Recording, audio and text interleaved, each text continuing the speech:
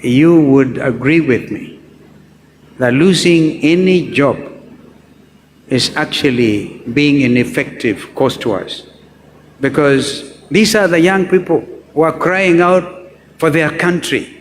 They cannot get their jobs back. Therefore, Georgina, the creation of jobs will be a priority in the coming administration. And I think I can link that up with the question that the gentleman asked online. I think it was Mwakazi, what are the 5 issues, executive orders you would issue if you are to become the next leader? And I want to tell you, I've already pronounced myself on one very explicitly. And I repeat here before professionals, do away with housing tax. That is number 1. And that will mean that erosion of the payslip is looked after. I'm thinking very strongly, having been once Minister for Education, when we advised President Kibaki then to think of free primary education. And one time, please Kenyans may have forgotten, I actually ran to be president. If I do it, it will be second time round. And my votes were stolen, were they not? Got close to 1 million votes, and others were stolen. Never mind. That is history. But then I spoke very clearly about a 24-hour economy. This is time to think about. If we are going to create those jobs, Madam Georgina, we have to work like bees. We have no time to waste. Every Kenyan who is unemployed is a big problem to all of us.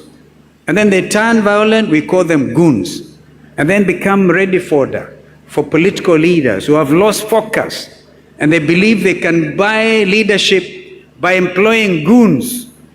Look at what happened at the promulgation. I think former Deputy President Gachagua, not former deputy. Deputy President Gachagua just wanted to name his new political party. They could not even allow him. You pay goons to cause harm, possibly death to leaders. Kenyans must stand up and say, no. I, like Mahatma Gandhi, I believe in change which is free of bloodletting. And so we will say no to goonism, because these unemployed Kenyans, you give them 500 shillings and tell them, stone Madam President, they will do it. We have to get our conscience back. But free education should be taken a notch higher. Whether or not it will be my executive order number 2, will await the input of the professionals, Catherine Juma. But we can do free primary education, free secondary education in our public schools, and even free university education. If we stop the stealing, there will be free university education, because every Kenyan is entitled to the highest quality of life. Vision 2030, some friend talked about Vision 2030.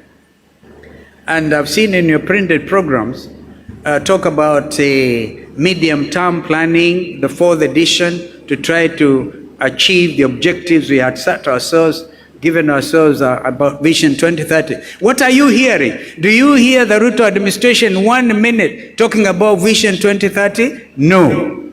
What you hear them talk about is bottom-up. Goodness. Kenyans, I think we need to go for mental checkup. All of us. Bottom-up economics.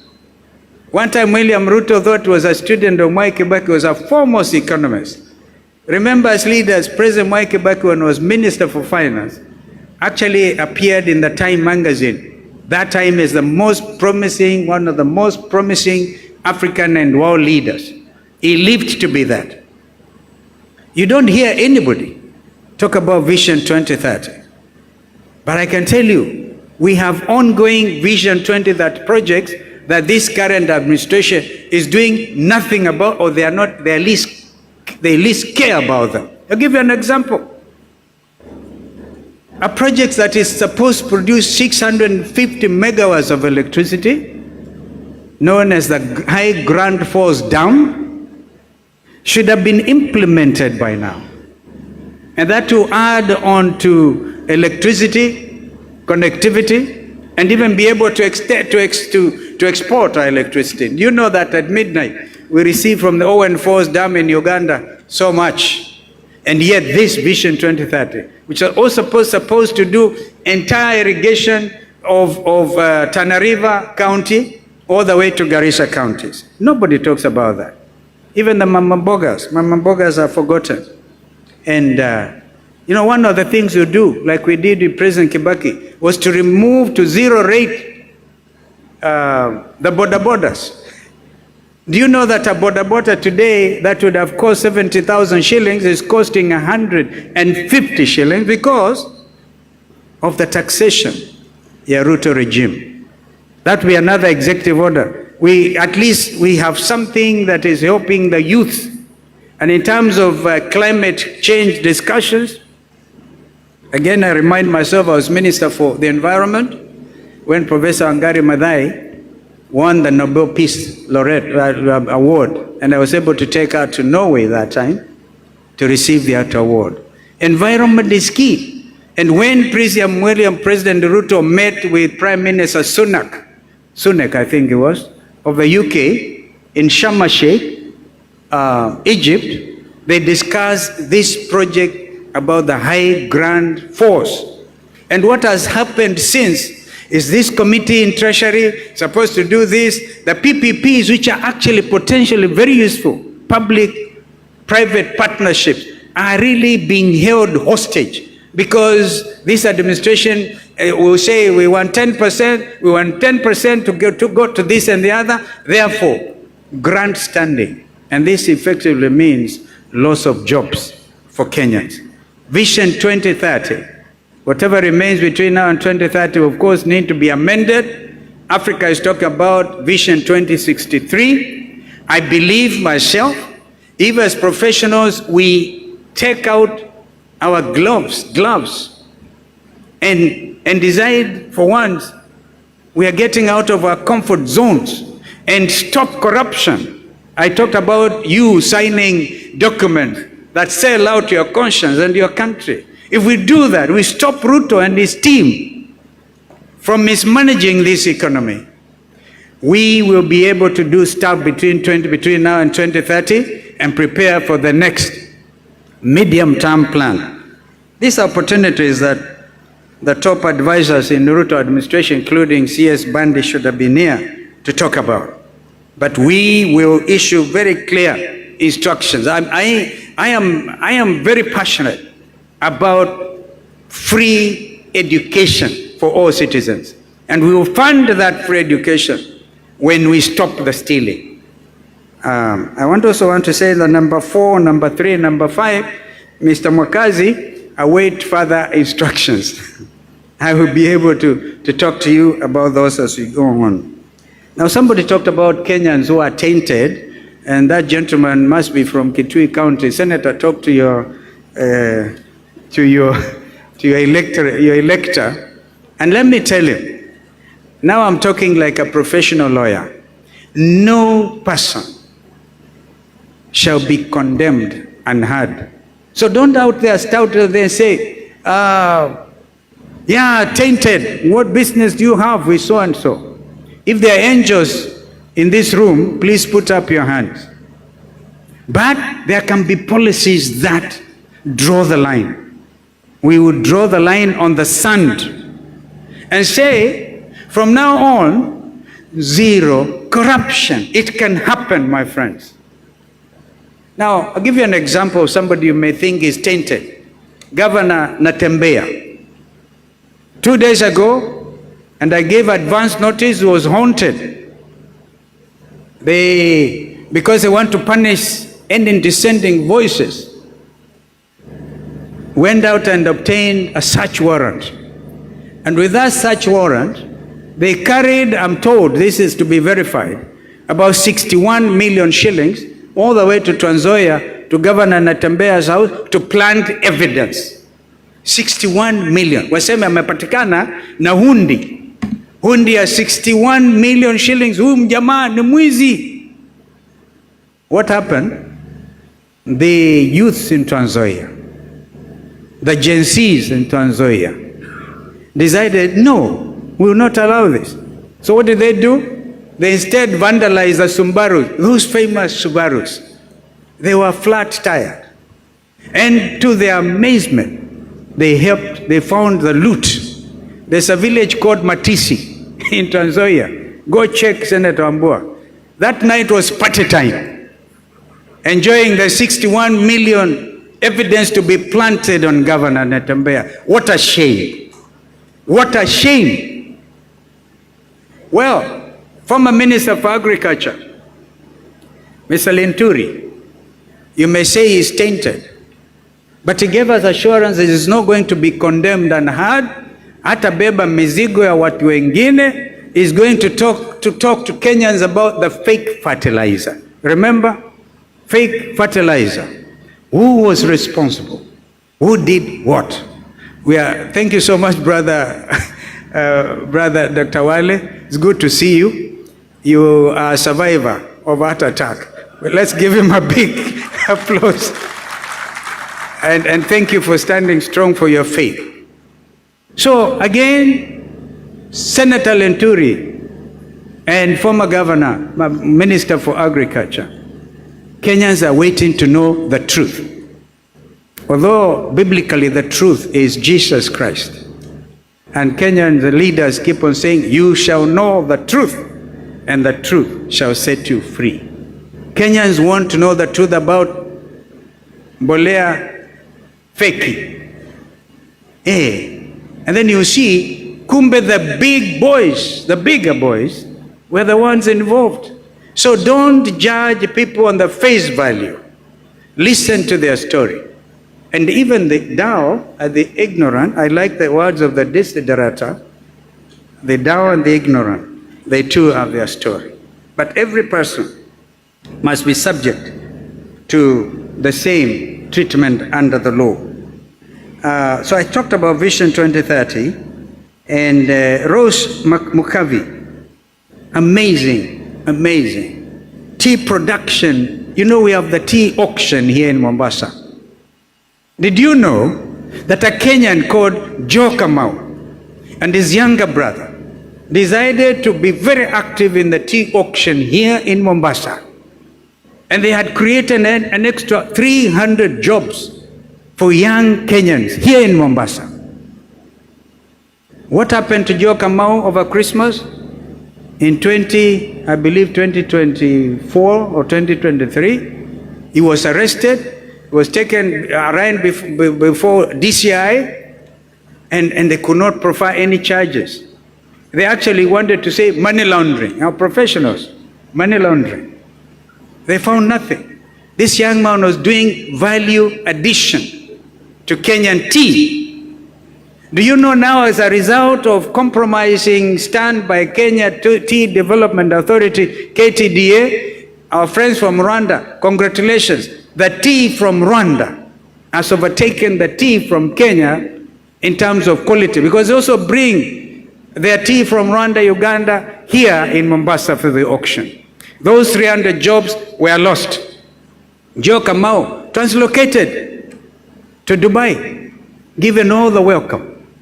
This is a Kenyan, example of a Kenyan entrepreneur who wants to make a difference, to create those jobs, and they get frustrated. Therefore, Rose, we will do quite a bit to just again get rid of corruption from KTDA and wherever. Well, you asked me a question that very, very critical at this time. I know General Buhuran, the leader in Sudan. You know, after South Sudan became independent, they kept the names Republic of South Sudan, headquartered, capital Juba, and Khartoum, the headquarters of Khartoum, now translocated because of the hostilities between RSF and the army. I think they moved to Port Sudan, and even there they are getting attacked under drones. And you heard General Buran say, because of William Ruto's support to RSF, these are the original Janjaweeds from Darfur. People wanted for crimes against humanity, killing the black community. But they come here, we give them red carpet treatment. And instead of now working to bring the factions together, we have taken sides. Professionals, did you know that gold from Darfur is flown into JKI and then flown on to Dubai, treated under the rules of origin as Kenyan gold? And that probably is funding the war effort in the Sudan. So, if I got opportunity, I'll look for General Buran and tell him, please don't punish the Kenyan farmers, because I think the biggest exporter consumer of our tea is Iran, then Pakistan, and of course Sudan. Wanakula ile kawa tungu, tea, black tea. And people are sitting here supervising corruption. How will this economy ever grow? So I still maintain that it is possible to get rid of corruption, and this economy will grow like where Kibaki and I left it.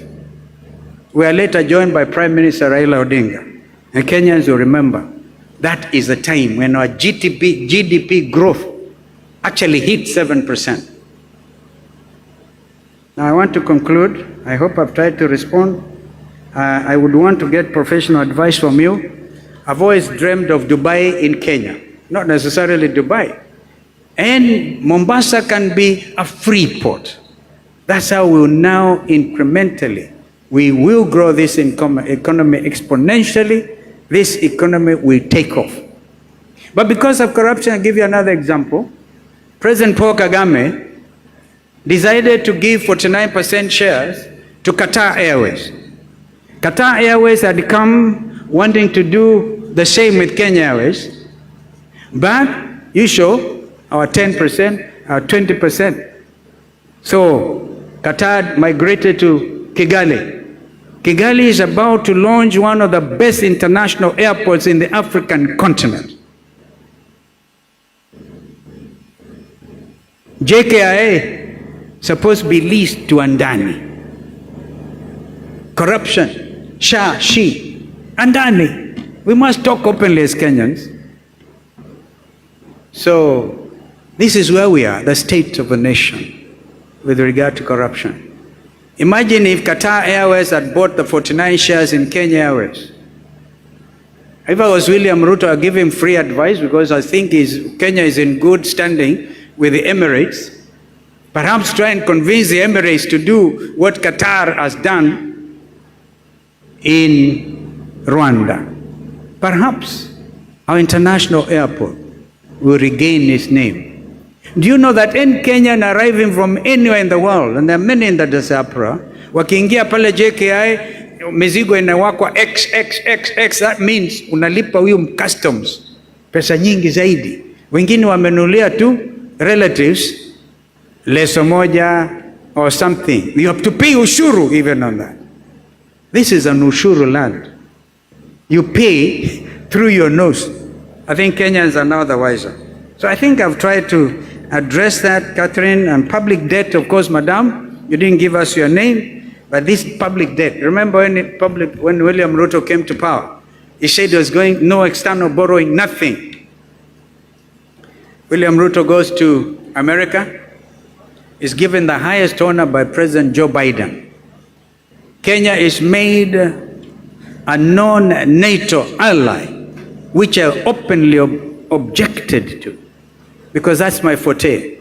Our foreign policy orientation has always been that we are positively non-aligned. We are friends to all, because we are still young economy and we want to grow. But you take sides now, you are put on the arm's length, because our Shabab and others, instead of hitting us like they hit us in 1998, remember Dar es Salaam and Nairobi bomb blast? They were hitting Americans, now they'll be hitting Kenyans, because we are aligned. Because of it, Our men were taken to Haiti. There's a family in Kiambu still crying for the remains of their loved one. A thing which did not go under the UN Security Council arrangement. It was a deal cut between Kenya and the United States. But what does William Ruto do after that? Agenda item number 5, when a ranking Chinese delegation came to Kenya, and William Ruto said, please China, help Kenya become a member of BRICS. Now from being an aligned nation to a member of BRICS, these are serious matters. Of course, as a sovereign nation, it is our duty to accept to join any bloc without let or hindrance. But don't play games with them. Be honest. The People's Republic of China has helped this economy significantly. And no country, including the United States, can do without China. This is why Donald Trump himself has had to discuss this tariff regime with the People's Republic. Nobody can, but be consistent. Go for non-active, non-alignment. I pity my brother, Wycliffe Musalia, fumbling and not knowing exactly what to do. So the public debt is still an issue. It is growing. I think it's now in trillions.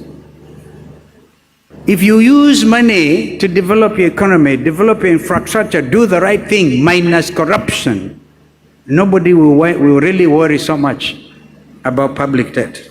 But if we take over, President Xi Jinping, the leader of the People's Republic, I'm sure will look favorably at those commitments that can help reduce our level of public debt. So I think I've tried to cover those things, and if there's one that is probably not dealt with, I think Finance Bill 2025, our friend from Kajiado, you know, that's why CS Badi should have come here and try to explain and get concurrence from this very authoritative forum. As I said in my statement, line by line approach with regard to the 2025 Finance Bill. But Kenyans are watching. Those things that were objected to by Gen Z's, the majority of Kenyans, are still being sneaked in. So if there's another clarion call, hashtag reject the bill, Kenyans have every reason to reject it. But before they do, please let them listen to you. I've tried to address all those issues, I think. It's Catherine Juma again on expensive government and cost of delivery, and whether the voice of the accountants was listened to. You see, if you don't stand up, Catherine, and get listened to, you can demand to be listened to. I gave you an example. Your own professional goes in to sit as a member of that selection panel for the IEBC reconstitution panel. He fights, I don't know how well he fought or he got compromised, I don't know. But the name of your own chairman, who should be schooled in numbers better than the lawyers, right, gets ignored. And you are sitting here very comfortably. I think that accountants, if you allow me, I can teach you to demonstrate. I was almost killed in 2023 with Raila and Eugene Wamala, my colleague, almost got killed in Mathare. Because then we are demonstrating against the high cost of living. If you sit out there, don't think you look less of a professional by using your rights under Article 37. In fact, you'll be reinforcing. You know, this is the time, my friends, to do something for your country. Do something for your country. I saw somebody saying, I don't know whether William Ruto said, he set off for my friend Raila Odinga because Kalonzo alikuwa kichwa ngumu. Nitakuwa kichwa ngumu mpaka waende nyumbani. I thank you.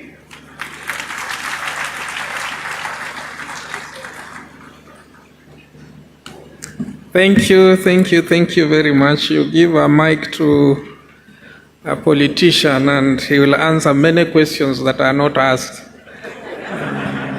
after answering yours. So thank you very much, CPA Olive from Pride in One. You had a question that you, I don't know whether it has been answered. We are running a bit late on time. CPA Olive from Pride in One. Chairman, we have one more from Pride in Two. Okay, one, because time is not on our side. CPA Rispa and CPA Olive, proceed very quickly. Thank you.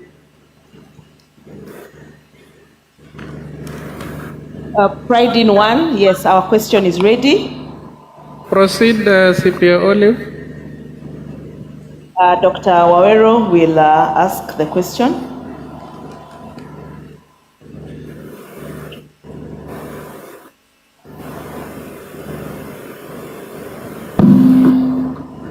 Thank you very much.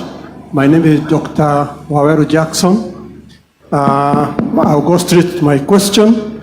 Now that you have thrown your heart into the ring to lead the great country of Kenya, I request you to indulge us as accountants your position as a lawyer on odious debts, given that our country debt is running at about 12 trillion, what will be your policy position on odious debt? Thank you. Rispa, Pride in Two. Pride in Two, we have a question from Council Member CPA Wycliffe. Go ahead. Thank you. My name, as you've said, is CPA Wycliffe Bichanga, Council Member. Your Excellency, this is about county governments. I think for the longest time, there's been a discussion about the economic viability of our counties. Will be good to hear what are your thoughts on this. That is it time we considered probably merging counties and capping the number, because there's been a discussion in terms of duplication, and probably some duties could be done better if we had bigger regions. Thank you. Okay, thank you. Thank you, Chair. Back to you. Thank you. Your Excellency, you can take those two. Well, I thank you, Dr. Wawero Jackson. 12 trillion in form of debt, trillion shillings, I believe. And I think that I tried, though not with a sense of in-depth approach to deal with it, but these, some of them, what you're calling odious debts, there are other debts. You know, what I think even under Jubilee administration, what they tried to do that time was to borrow commercially, commercial debts. My expertise is in negotiations. And in business, you don't get what you deserve, you get what you negotiate. A lot of these debts will need serious renegotiation. But you must establish a level of credibility so the people with whom you are negotiating can take you seriously. So I will work with the accounting profession to have a real look at all these numbers and be able to know what needs to be done. And the economic viability of the counties, I think again, Madam Catherine addressed this issue when she was saying that the voice of the accountants was never listened to. Economic viability of the counties. Let me give you a very live example. Madam Shakila is a Secretary General of Wiper Democratic Movement. She's from the county of Lamu. Tell me, if you try to merge Lamu with Tana River, or merge the whole thing to create it one coastal region, what that will mean. I believe myself, and I want to be able to convince the accountants on this. Again, when we deal with governance, you'll be able to even, instead of 47, be able to sustain the 47 counties, all right? And then, by the way, there are other smaller constituencies, like in Taita Taveta, several 27 constituencies, which as we speak are still seen to be unconstitutional because nobody did anything about it. By the way, had William Ruto and Raila Odinga implemented the NADCO recommendations, because we specifically dealt with those issues, the country will be very far. But now we are faced with another election and a lot of prevarication, and nobody wants to commit. My view then will be we need to further interrogate, because if you're looking at amending the Constitution, the lawyers will talk to you about the basic structure. The 47 counties are written in the Constitution. To do anything about that, you need to go to the Kenyans with a referendum. On a referendum, make it a referendum issue. There were those who felt that time that instead of having the 47 counties, why don't we stick to the 8 original provinces? That's still a valid question. But the decision was taken by the Kenyan people at a referendum to establish the 47 counties. If you give somebody a right, that's a legal issue again. You give somebody a right and you want to take it away from them, you really have a lot of explaining to do. Therefore, the safe approach would be stop the stealing, stop the corruption, get people to develop themselves wherever they are.